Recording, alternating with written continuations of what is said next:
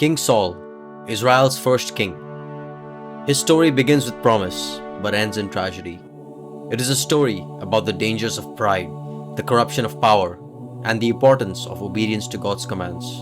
Saul's journey starts humbly. He was from the tribe of Benjamin, the smallest of the tribes of Israel, and from a simple family. He wasn't seeking power or recognition, yet God chose him.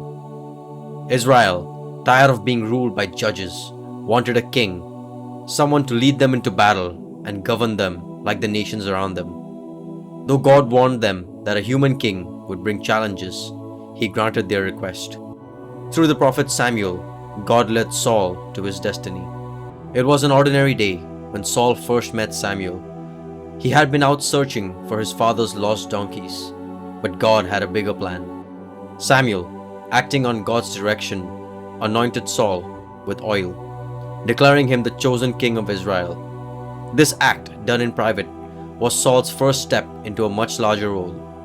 "The Spirit of the Lord will come powerfully upon you," Samuel told him.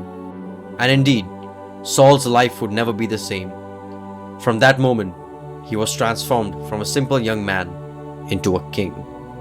Saul's early reign was marked by success. The people of Israel accepted him as king, and he led them to victory over their enemies. He was tall, handsome, and seemed like the perfect leader, strong, brave, and capable. His victory over the Ammonites solidified his place as king, and the people rejoiced. Saul's reign began with the hand of God upon him, and it seemed as though Israel's future was secure under his leadership. But as time went on, cracks began to show in Saul's character. With power came pride, and with pride came disobedience. The first major sign of trouble came during a battle with the Philistines. Saul's army was in a critical position, and Samuel had instructed Saul to wait 7 days for him to arrive and offer sacrifices to the Lord. But Saul grew impatient. As his soldiers began to desert him out of fear, Saul took matters into his own hands. He offered the sacrifice himself, something only a prophet or a priest was permitted to do. When Samuel arrived, he rebuked Saul. "You have done a foolish thing," Samuel said.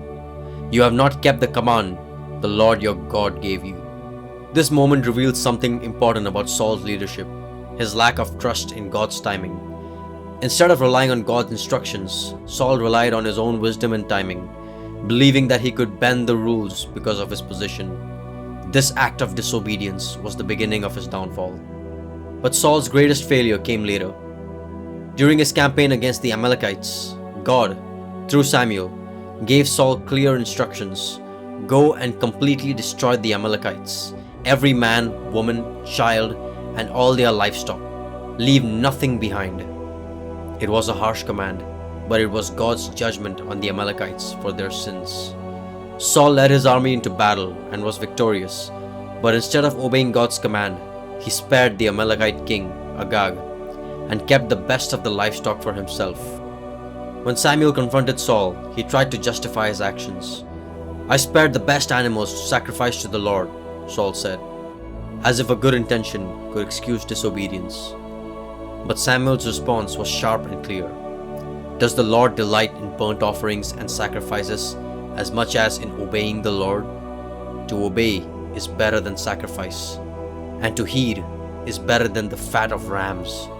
Because you have rejected the word of the Lord, He has rejected you as king." At that moment, Saul's rejection by God was sealed. The kingdom would be taken from him and given to another, David, a man after God's own heart. Though Saul would remain king for many years, the Spirit of the Lord had departed from him, and his reign would be marked by jealousy, paranoia, and increasing instability. From then on, Saul's life spiraled downward. Tormented by an evil spirit, he became obsessed with maintaining power, particularly when David, his eventual successor, came into his service. David's victories and popularity ignited Saul's jealousy, and instead of mentoring the young warrior, Saul viewed him as a threat. He pursued David relentlessly, attempting to kill him on multiple occasions. Saul's once promising reign had become a descent into madness, all because he could not accept God's will. Saul's final days were filled with desperation. Faced with the growing threat of the Philistines and feeling the weight of his separation from God, Saul sought guidance, not from God, but from a medium. He asked her to summon the spirit of Samuel, desperate for direction, but Samuel's spirit brought no comfort. Instead, he told Saul that his time was up, that the kingdom would be torn from him, and that he and his sons would die in battle. Saul's last stand came on the battlefield against the Philistines. Wounded and facing certain defeat, Saul chose to take his own life rather than be captured. His death marked the tragic end of a king who had started with such potential but had been consumed by disobedience and pride. The life of King Saul is a powerful lesson in leadership, humility, and the dangers of power when it is not aligned with God's will. Saul's downfall wasn't just about making mistakes, it was about his heart. His failure to fully obey God and his inability to trust in God's timing led to his rejection.